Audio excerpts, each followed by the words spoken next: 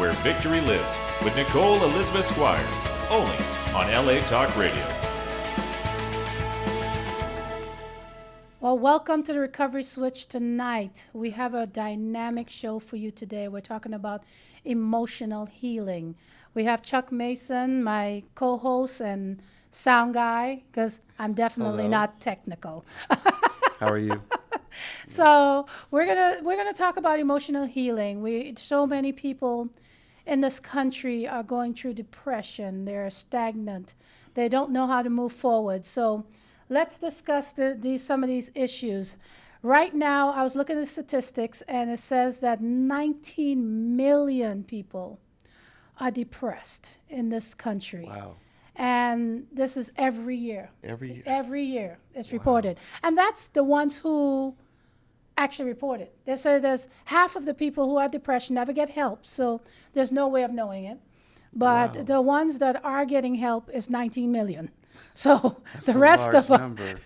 yeah, it is a large number, and it's sad. It's sad very because sad. I have gone through it. You have gone through it. Yes. And sometimes in the midst of us going through some things in our life, God brings us out to help other people. And I think that's where I got the being a life coach from, because he started sending me people that were depressed and who needed help or has been through abuse or been through different things in life. And so thereby, I was thrown into being a caregiver of people, hearts and minds. Wow.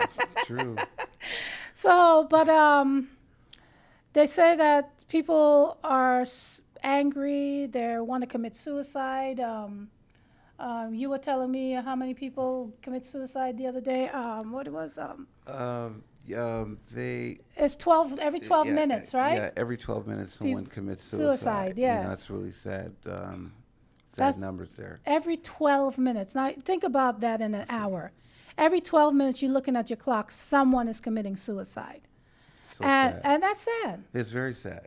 So, and our purpose here is to try and reach out. If we are seeing our brothers sinking in this quicksand and we never try and reach our hand to pull them out of the quicksand, how much better are we? Because we watch them get, into a state of depression, to anger, to suicidal. So that's what this show is about. This show is about recovery. This show is about forward movement. So I'm going to go into a little bit about how I came into being a life coach and getting to a point where I help people emotionally. My story is I was 18 when I had got pregnant with my first child, and I got married at 19 to everyone told me not to, and at that age, everybody's telling you not to. Yeah, they do that. You do what you want to started do. pretty young too. Yeah. And it's like you get married, and although everyone's telling you not to, you're thinking to yourself, hey, I had a baby by this person. I was a virgin before I had a baby, and so let me see if I can raise my child with the father, because you don't want to break that up, and you're thinking you're in love, and you're doing a lot of things, and that turns into another child the next year. Yes. and Sure will. which turns into him being too young and him messing around with me, and then there's devastation on my part, and I went into a tailspin because of the fact that I had dreams of being married forever and being this wife and raising my 2 kids and go off into La La Land, I guess. Absolutely. And I mean, people do get it. It's just I didn't. But to be real. Sometimes it's like that, Yeah, to be real. And Unfortunately. I ended up divorcing, and I did one of the I think what the world tells you to do, it's to get over somebody else, you find somebody else, and quickly and get into a relationship with them. They tell us that. They say basically, when you're upset in a relationship and to get over it, you get up under somebody else, but that always doesn't work. Well, it didn't And work for me. I'm gonna tell you now. Um, basically meaning, get into another relationship. yeah, and I say do that quickly, and I was in so much pain because expecting to make a marriage work. Within 6 months, I had met someone new and married him. Yeah, I'll say it again. Within 6 months, didn't know anything about him. Didn't know anything about his background.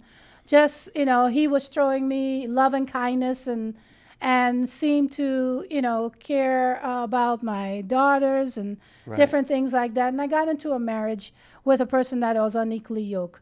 What the blessing in this marriage was I got my son, and oh my Yes. gosh, I was so happy to get my son. But the marriage was a marriage of 18 years of hell for me. Wow.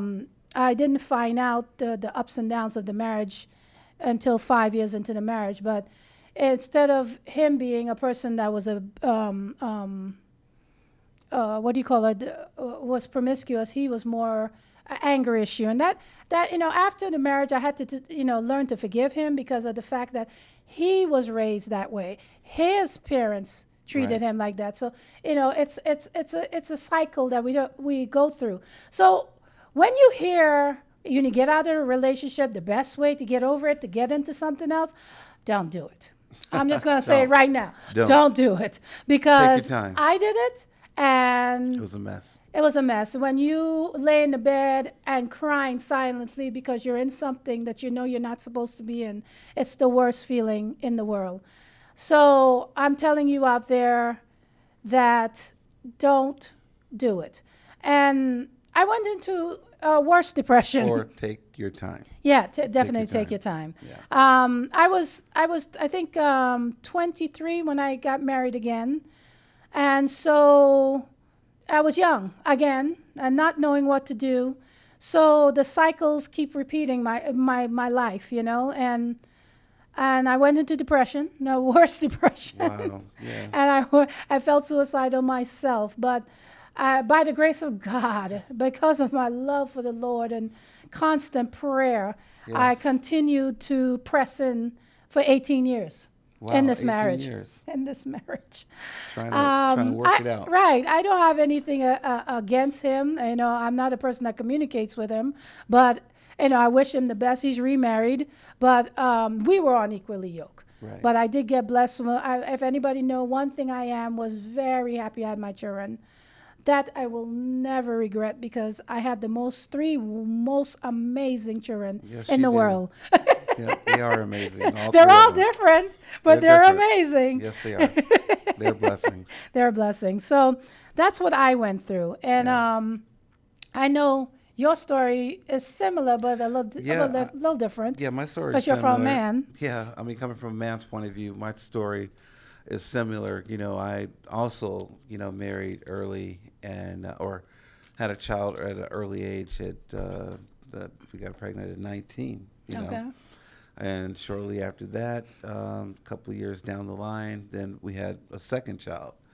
And so we married, at 22. Mm-hmm. And, I just had to step it up, take care of my family.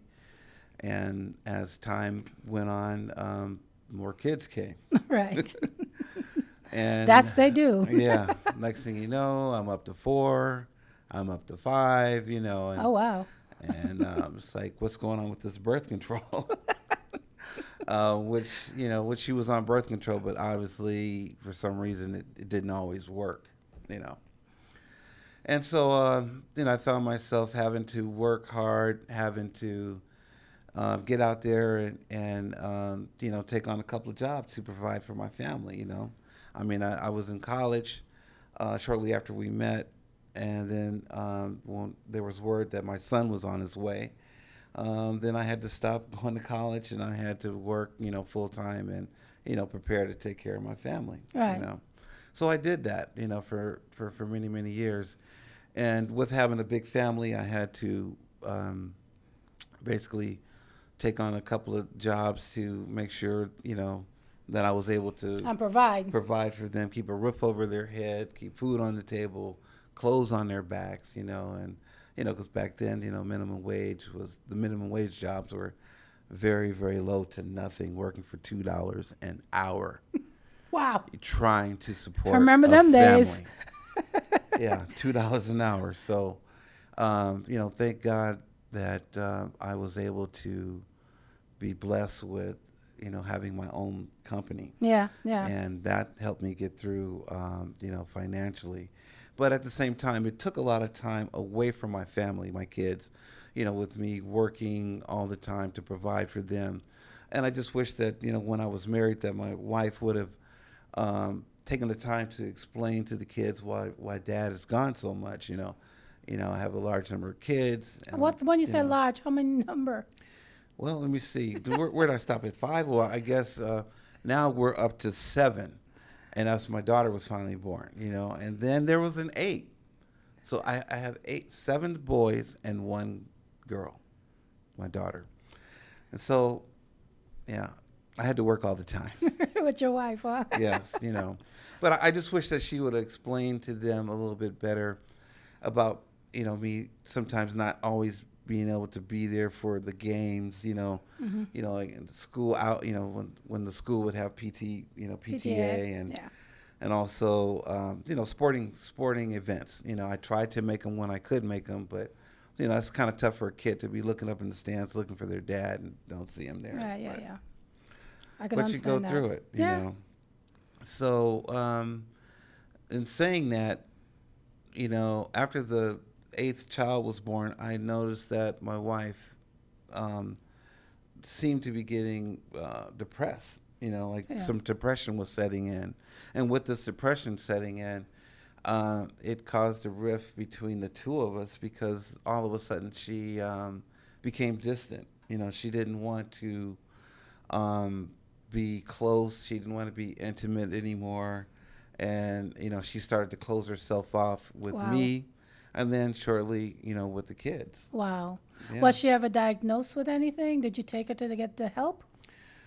Yes, she was diagnosed with being bipolar. Oh, okay. We didn't find out. Did you know till what much- that meant at that time? No, I didn't. I didn't know what that meant at the time because one of my clients worked for Harpo, Yeah. and they had a show. I was explaining to one of my clients what was going on in my home. And then my client, one of the execs over at Harpo had told me that Oprah was having a show this particular night or particular day. And the topic was about women going through being bipolar, and they had a woman, Christina Ferrari, that was on the show. And she was experiencing, being, bipolar. So Wow. I had no idea what it meant. Oh, okay. Until you watched the show. Until I watched the show. Yeah. Wow, wow. Yeah, that's very And hard. Yes, it is. And they said that there's over 40 million women that are that are bipolar. Really? That's a large number. I did not know that. 40 million women. Yeah. Why? Is it mostly women or is it men? Well, they just spoke on women. Oh, okay. Yeah. Okay. Didn't say, but I know they're men too. Right. So, with that,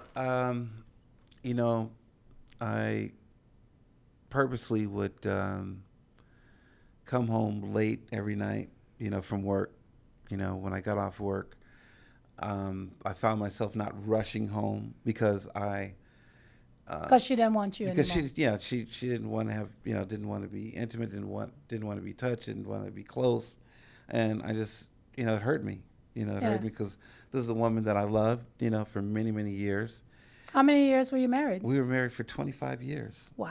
That says a lot because, a lot of the other young couples that we grew up with, they were married and their marriage ended after 5, 6, 7, 8 years. Yeah. But we were one of the few that, still stayed married for such a long time because Wow. we thought that we were going to, grow old together. That's what you wanted. Yeah, that's what we wanted. Yeah. We That's worked my towards dream that. too. Yeah. You had the fairy tale too? Yeah. That, I had the fairy tale, eh? Yeah, well, I had it, So,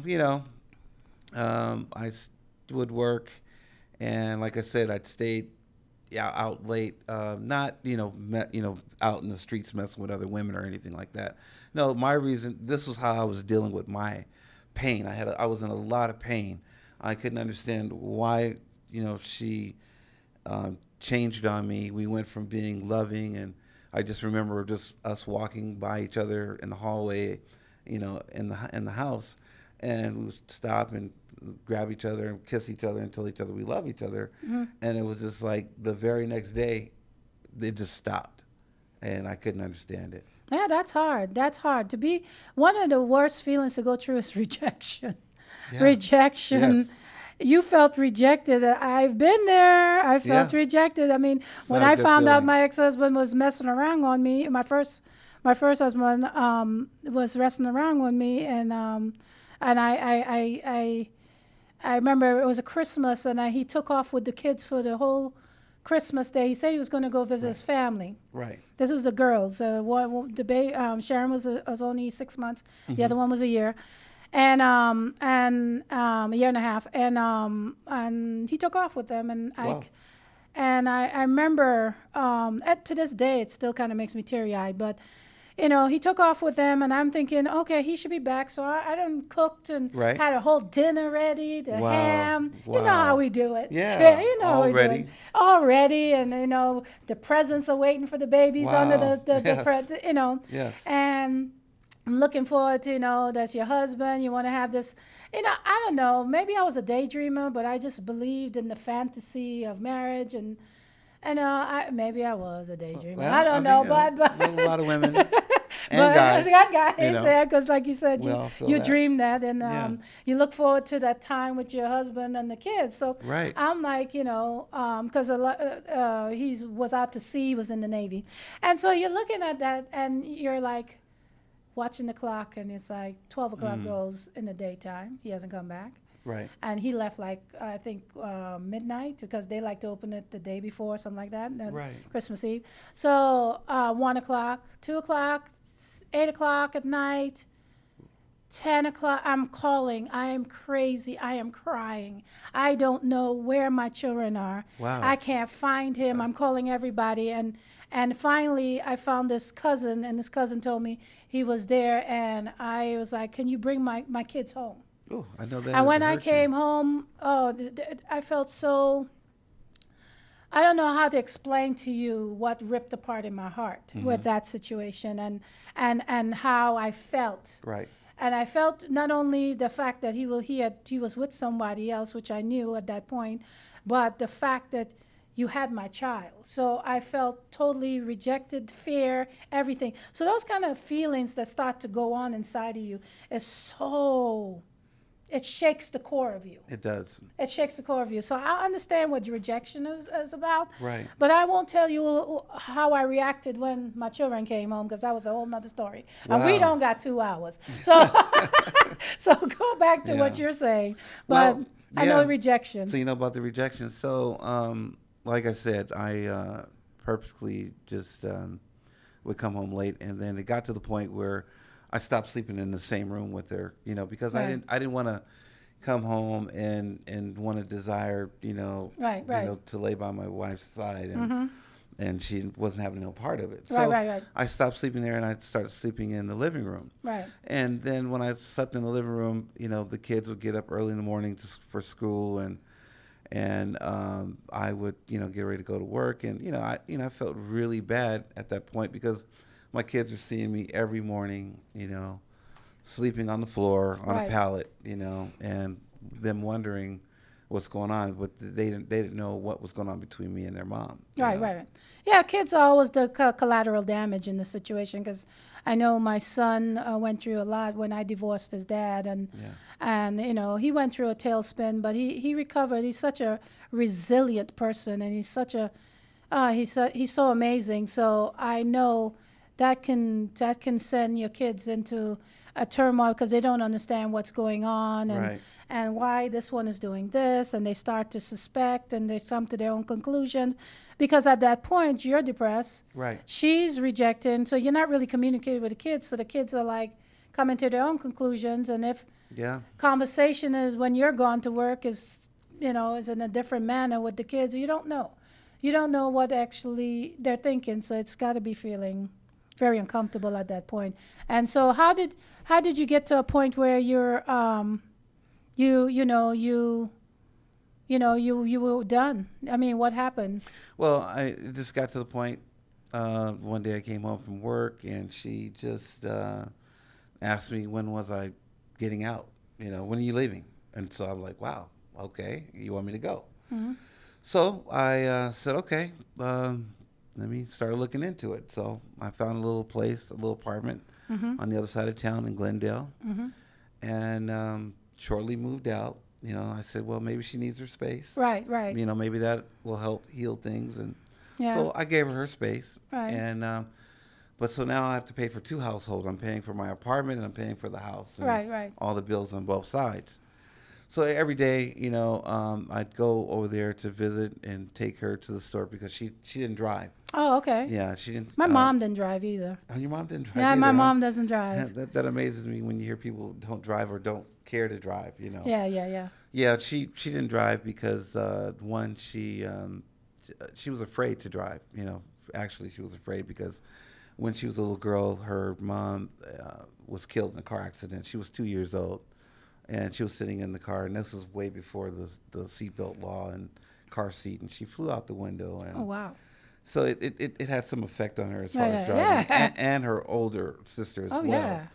And so that's why I had to go back and forth, and I would pick them up and take them wherever they needed to go, and buy whatever food, clothes, Plus, it's an clothing. excuse to come see her. Of I'm course, sure. of course, Let's be real. yeah. You're I still was trying. happy to see her, Right, and my still, kids, right, right, right. because I love them. Yeah. And so then after that, then I'd take off and I'd head back to Glendale to my little apartment. And, Yeah. go be on alone. with me and be Right. alone. And then later on, it just kept getting worse. So I'm thinking that, you got your space. I'm not under the roof. We're not arguing. We're not fighting. You're there with the kids. I see you guys every day, just about. And, it my depression got worse, because Yeah. I saw that we weren't getting Back together. back together. Yeah. And then I got news of my mom had gotten sick, and she passed away. Hmm. And so I was dealing with the pain of losing my mom, Yeah. and then trying to put the funeral together, and then having the whole family come together. My wife was there, and for some reason I looked over at her, and she just she just had an attitude. Wow. And I couldn't get I couldn't get why, but Right, right, right. she had attitude. And Right, right, anyway, right. I just tried to deal with everything, and so that happened, and then the next thing happened. She decided to take off, Right. and when I say take off, she just grabbed her things and she just took off, and she abandoned my kids. And For how long? She was gone for about a month. Oh, wow. Didn't say where she was going. The kids, got ready to go to school and woke up and went to school. And then when they came home from school, that's when they noticed that, they walked all through the house, looked, Mama, and they couldn't find her. And then they called me and said, hey, Dad, do you know where Mom is? And How old were your kids at this time? they were, the ages ranged from like 3 to 19. Oh, okay. So you Yeah, had 18, some older 19. ones too. Had some So older you're kids. going through teenage issues Oh, at yes. the time. Yes, I was. So you're dealing with all that and emotional teenagers, or well, Yes. 19. There are two adults in the situation, but still. Right. Wow. So she left and came back because we got short for time. So let's Yeah, she left, and then she returned, like I said, about a month or so later. Mm-hmm. The kids were all excited to see her, crying and emotional. And, I was glad to see that she was okay, because she had us worried, Right. And so, we tried to pick up the pieces and move forward, but, she was still going through this depression, going through being bipolar or whatever Right. was going on. Right. And shortly after she returned, it lasted for several more weeks. Mm-hmm. So the kids are kind of getting back to their routine and, feeling like family again. And then she took off again. Oh gosh. Again. Devastated the kids one more time. They're all, messed up and Right. depressed, and it was affecting their school. grades and Right. their schooling, and, trying to hold it together. Right. Right. So anyway, they, just it was hard for me, seeing my kids hurt, trying to keep all the emotions together. I'm hurt, they're hurt, And you don't know what to do, and basically. I don't know what to do. Yeah, you're right. Yeah, because I know the feeling. I didn't know what to do, so I Yeah. can imagine. Not to was say anything sad. about a man, but I mean, you Yeah. sound like a man that was working, so I'm sure you didn't really know how to deal with all this because you never had to before. Right. So now you're like, how do I pick this up? And first of all, how do I pick me up? I can't even do that, far less pick children up. That's true. And so, It's a hard journey. yep, it's a very hard journey. So all of a sudden, she took off a third time, Right. devastated the kids again, and So we're just playing yo-yo. yeah, and Yes, so back and forth, at back this and forth. point, I just didn't know what to do. Right, right. And it lasted for a little bit, then one more time, and then when she stayed gone for maybe 6 months or so, and then she came back one more time, and then this time when she came back, then that's when I had to put my foot down. I said, no, yeah, we're happy you're okay, we're happy you're back, but you cannot stay here. And I was just, trying to protect my kids. I went into protection mode because all the hurt and pain that they were going through. So me stepping up, trying to protect the kids and As telling a man, that's your job. I can Yeah. imagine Yeah. that's what you went into. right, telling her that she couldn't stay there. You can stay wherever, but you can't stay in this household anymore. Right. And so, of course, that automatically made me look like the bad guy. Dad's not letting mom move in. So in front of my kids, now I'm the bad guy because I'm not allowing her to move in. And so she moved back, shortly after that, I allowed it, and You allowed her to move back in. yeah, I allowed her to move back in because it was, It was causing too much problem with the kids. yeah. So, to keep my kids cool, I just said, you know what, just come back. Right. And so she came back, and I noticed one day she was getting dressed, and I noticed that she had these marks on her thigh, and it looked like she had been cutting herself.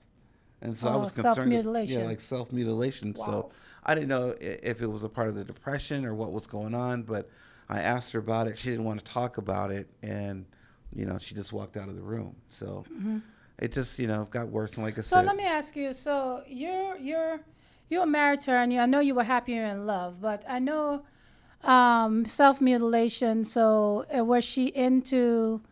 was she becoming? Were you guys Christians? Let me ask you that boldly. Were you even Christians together, or what? What was the situation in the household as far as? What was your religious background? I mean, for me, that's important for me, but I'm curious. yeah, well, I think I'm a Christian for one, but I believe that she didn't believe in God. So she was an atheist. Atheist, Okay. basically. All right. Because there was a time when one of our kids were sick, and we had to rush him to the ER because of his asthma. Right. And One of your kids. yeah, or one of my both kids. right. Yeah, one of my sons. And while we were at the hospital, they had him in ICU, and he had a difficult time breathing. And she turned to me and asked me, "Can you please pray for our son?" And I looked at her and like, "Well, you can pray too. I mean, why can't you pray?" And she goes, "Well, because God doesn't listen to me. He listens to you." Oh, wow. So Well, yeah, it sounds like there was a lot of issues going on between both of you, not only the religious, they're Yeah. unequally yoked religious-wise, but, it's a sad situation to have to have gone in that state, and you have so many kids together. I admire you guys that you lasted that long. That's just like I tell people, just because I lasted 18 years does not mean it was right. Sometimes you see signs, Right. and you ignore them, and then it starts to develop into worse things, and then the children get affected in the whole situation, and that's why we're here to talk about it. We wanted to tell you the stories because the fact that a lot of you are going through these same stories. It's depression from Hold on. Recovery switch. Hello. Hello, Hi. Hi. Who do we have on? Michelle. Hi, Michelle. How are you? Good. Great. And what question do you Well, my have for us? question is, the stories that you guys are telling are really horrendous, and I want to know, how do you heal from that? Well, one of the things it may sound cliché because a lot of people do not realize forgiveness. Because when you go through that depression and you get anger and you get this thing inside of you that starts to bottle up inside of you, and you really don't know. For me, it was hard for me to forgive me because I felt forgiving that person means that they got away with it. But then I realized my mom had some great sayings. This too shall pass. And then she'd say, I love him, bless him, and release him. Yes. And that would ring in my head to the point that I realized that I had to forgive. But I've looked over some studies that talks about forgiving is for you. A lot of people don't realize forgiving is for you because your body, when you're full of anger and depression, your body tends to go through a heartache and your bloodstream doesn't work right. And the Stanford University, they did a study and they said once some people started forgiving, their heart, their heart muscles improved, the blood flow improved. So one of the way to do it is to start forgiving. You can't look in the past. If you're driving in a car and everybody's driving forward and your car is going backwards, you're going to crash.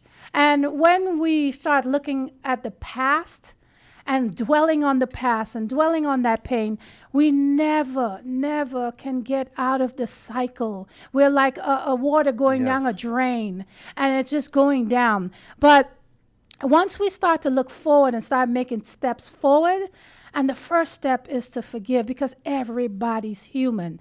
Everybody goes through stuff, Everybody has skeletons in the closet. The people that we marry, they're not perfect. They have their life and what went on in their life.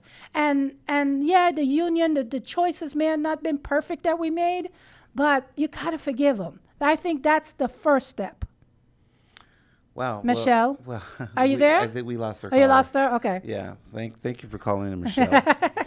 So yeah, great that's question. the first step. Yeah. First step is forgiving. Yes. And because if you realize the realness of everybody, I know you're in pain.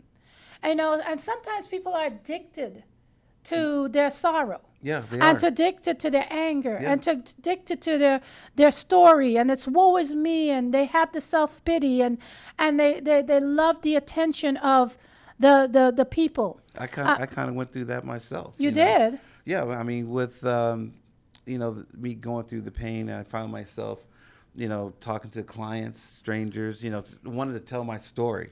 I wanted somebody to, feel for me what I was going through. Yeah, I've been there. Going through this depression, and So you'll tell everybody, huh? I would tell everybody, and I know they were like, "Oh my God, here comes that guy again!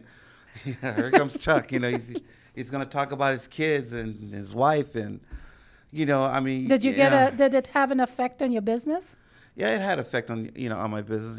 I mean, you're depressed. You're not on top of your game, and you lose clients you because start to lose customers. Because think about it, the world does not want to hear your problems. No, they That's don't. serious. That's They why, don't. but that's why they have therapists. That's why they have life coaches. Because the rest of the world, demographic, anger, depression, fear, pain, has no demographics. It's the rich and the poor. That's true. So when you are going through stuff and you take it to work and you take it to if you have your own business, to your clients, guess what? They're going to start backing off of you because of the fact that they don't want to hear it. True. Because you're bringing them down because they're going through stuff in their life. That's why I say people are not perfect.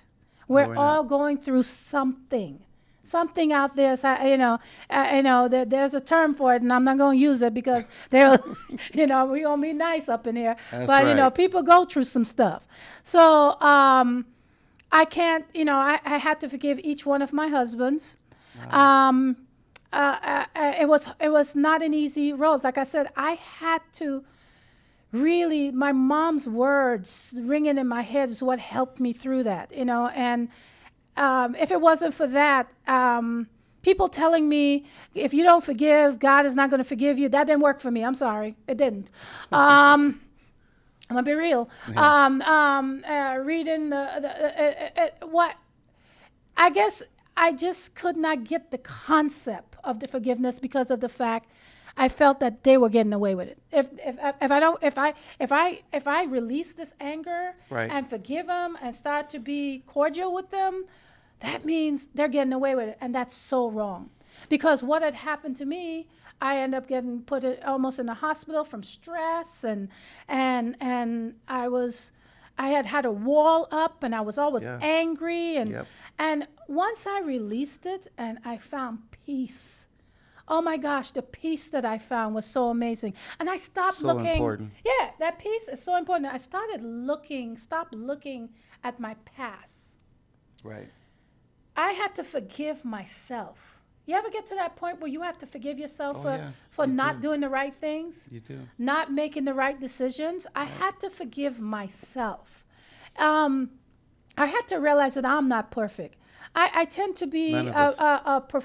I try to be a perfectionist, not a perfectionist, but I try to do what's right most of my life. And the times that I did do things wrong was so wrong, and it affected my children. So then I'm like, I was overcompensating. I'm doing everything I can to try and fix what I did, Right. and then I had to come to a point that I had to forgive myself. I know it sounds crazy, but I did. I was in self persecution. You have a call again, Yeah, huh? we have a call Hold again. on 1 second. We have a caller. Thank you for calling Recovery Switch. Hi. Hello. Hi. This is Monique. Hi, I Hi, have Monique. a question. Hi. How you doing, Uh, Monique? So Th- you're saying, not to look at your past, right? Yes. So, but how do you let go of your past without repeating it? Well, that to me, you have to learn. One of my mottos is once a mistake, twice a habit. So I just started adopting the fact that you have to get some wisdom from what you've learned. I can't look back at the past when, I did all these things, but I did learn a lesson in it. It is in my brain. And I know if I step on those coals again, that's not going to be good. So I'm not saying don't know what you did, but I'm saying don't dwell on it. Yeah. Don't look back on your past Move and forward. start to crucify yourself or that person because that person's human. What you have to do is you have to say to yourself, you know what? I made this mistake. I'm not going to do it again. And take some time for yourself. Be still with yourself. Meditate on the Lord. Find where your place is. Have that.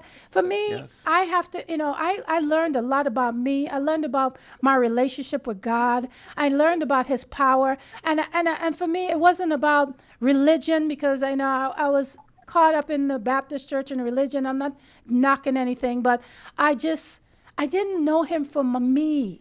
And once I knew that and I found peace that surpasses all understanding, that is real.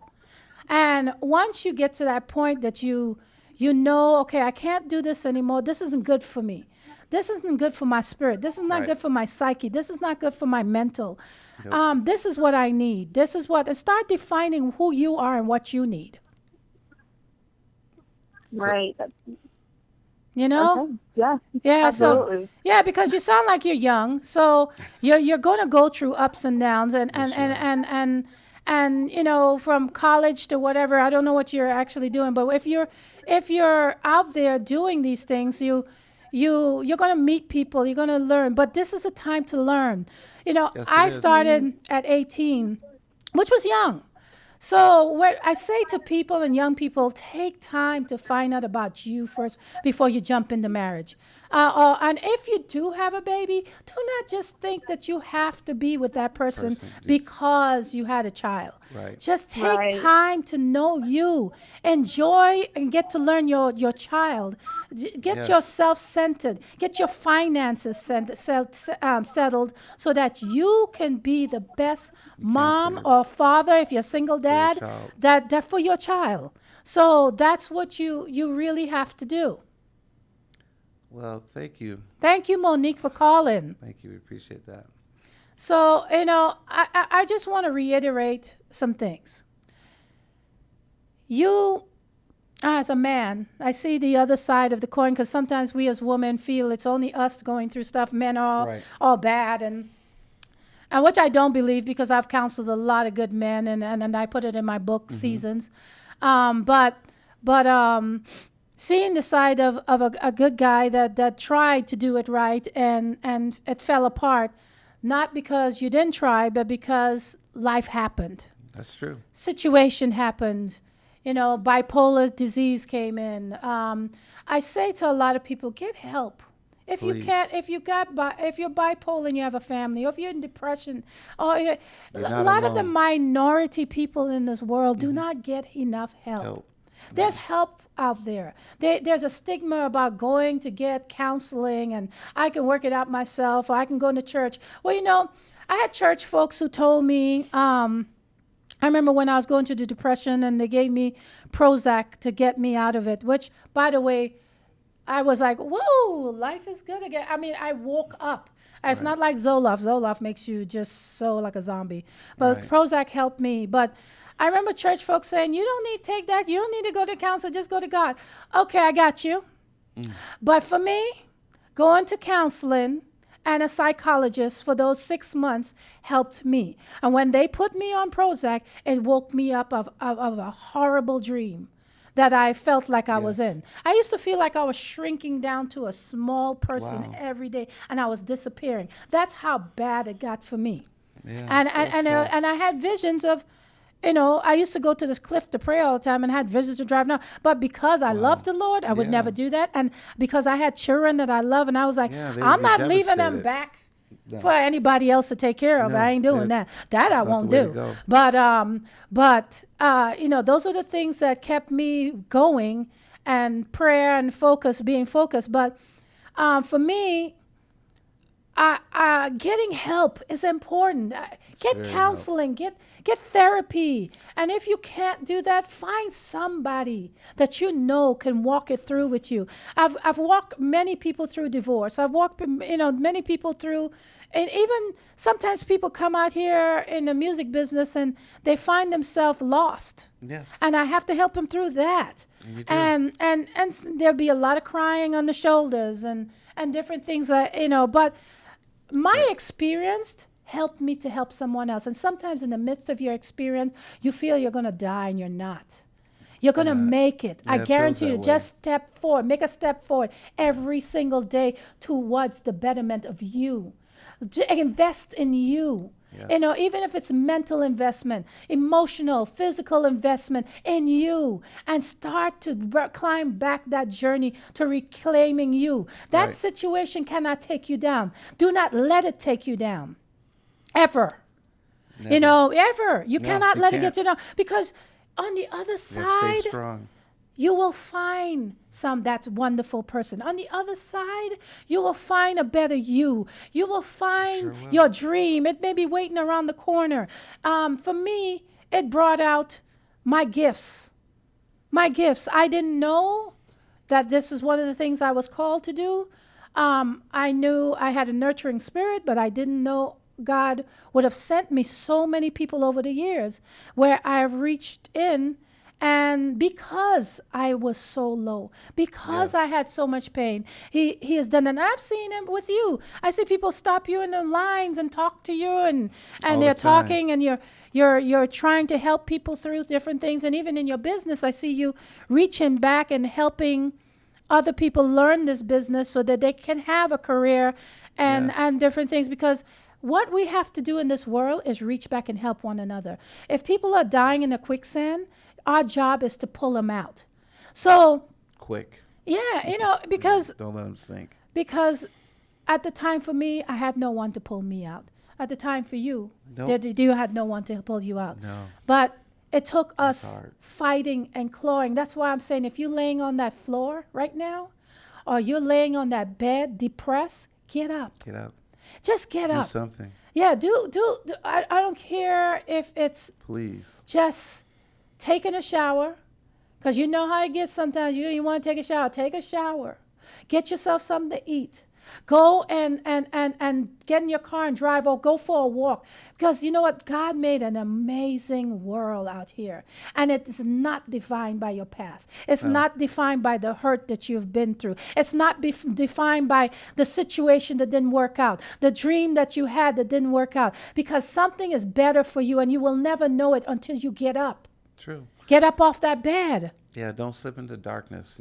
Just you have to get up. You have to fight. Just get up. Call somebody if you need to call someone, and reach out. But just don't close yourself off. There are Get some people. help. Yeah, there are counselors. There's somebody. Yeah. That get in the Word, get into prayer, listen to some music. Like when I wrote my book, I wrote my book to Michael Franks. Because he takes me, and that is a jazz artist for the ones who doesn't know. But he took me places in my writing, and my writing was very healing for me. But there's times I listen to my gospel music, and then there's sometimes I listen to jazz. Yep. It doesn't matter. Music is healing. Very So get in there and listen to some music. Find the things that you love. Again, sometimes when we're in relationships, we lose who we are. We true. forget what we true. love. We forget what we liked back in the day because we get lost in this relationship. Start recapturing you. Start recapturing your vision, your dreams, and it will empower you. You have babies around you. Yes. Start to look at what God put them on the air for, because you're there for them, and start to invest in them. Start to make a better life for them. Yes. So sometimes it may take working 3 jobs like him, but sometimes it's not. If you have a business dream that you have to give birth to, do that. Yep. But don't sit there. Get up. Do something. Do something. Keep Because moving. you know what? It's going to get better. Every step of the way, it's going to get better. And you don't have to feel that your world fell apart and the world is over because that person is no longer in your life, or that True. situation is no longer in your life. Right. I want you to know there is recovery, there is joy, there is peace, there is victory, Yes. and you can have it. All you have to do is stop walking backwards, stop looking backwards, start walking forwards. Take a step. That's can all do you it. got to do. You can do it. Take one step Move forward. every day, one more further step. And you know what? The crying is okay, because there was a period of time I couldn't cry. Oh. I Yeah. couldn't cry. Oh, I've been there. Yeah. And you know what? If you start to cry, that's a breakthrough. Cry. Cry until your eyes. I've had so many people cry on my shoulders. Bawl. But forgive yourself. Forgive that person, so that your spirit and your heart and the bloodstream and your oxygen in your body and your joints and your muscles and everything could start working right. Because according to Stanford University, you'll end up with a heart attack if you don't learn to forgive and have some type of peace in your life.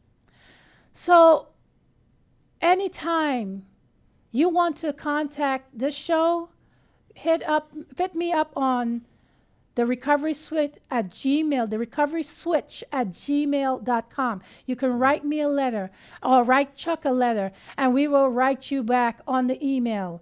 We will Yes. contact you back. We're here for you. Yes, we That's are. what this show is about. That when I Yes. bring when I bring people on the show to give you, and they become the life coaches, because I want you to see you're not alone. Someone else went through the things that you're going through, and the stories are there to help you recover, to help you move forward. It's all about forward movement. I want to empower you. But if you need anything, or you need someone to talk to, and you have a question that you need answered, contact me at the recovery switch at gmail.com. And if you feel that you want to come and tell your story of recovery, feel free. free. Thank Feel you. Feel free to come on the show and contact Please. me, and we'll talk so that you can come and tell your story. There's a lot of people hurting out there, and we have to be that conduit so that we can be that person to help. It's okay to take those baby steps. I mean, you just have to take steps to better your life and help yourself. And if it requires baby steps, take the baby steps. You Yeah. can do it. Yeah, we both do know it. what it's like to be depressed. We know what it's like to go in a state that every day is laboring to wake up, laboring to walk and go do work, labor, when you see your clients are losing, when your different things are falling apart around you and you don't know Right. what to do. It's a journey. So that's why we say we're here. But I hope we gave you some words of encouragement to Yes. heal, to have emotional healing. You can do it. Don't give up. Don't give up on you. That is the No. past. That person's the past. You're worth it and you're amazing. Yes, you are. I want you to know how amazing you are. Get up and do something, like he said. You have a future. Yes. Trust me. It's there. So thank you for coming to Recovery Switch tonight. Thank you. We hope that it makes a difference in your life and that you will become a person of victory. And like I said, anytime you need to contact us, please contact us. We thank you we have a YouTube channel now, and please go and subscribe so you can see all the past videos. I'm telling you now, it will enlighten your spirit and Yes, your it will. heart. It will give you revelation. It will give you some empowerment. So Yes. please go subscribe to our YouTube channel. And it's Please. Recovery Switch / Nicole Elizabeth Squires. And watch the videos. We thank you for your support. And again, good night and night. God bless. God bless.